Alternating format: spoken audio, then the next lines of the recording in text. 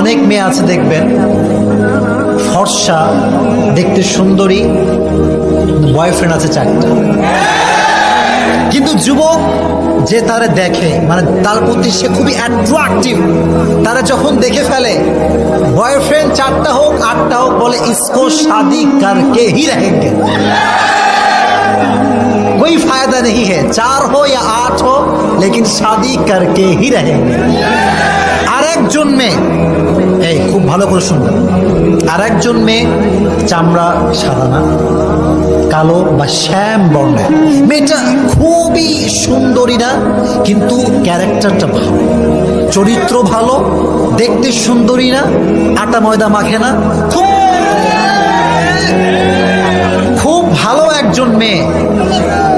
যুবক সুন্দরী না বলে সরাসরি রিজেক্ট করে দেয়, বলে আমি বিয়ে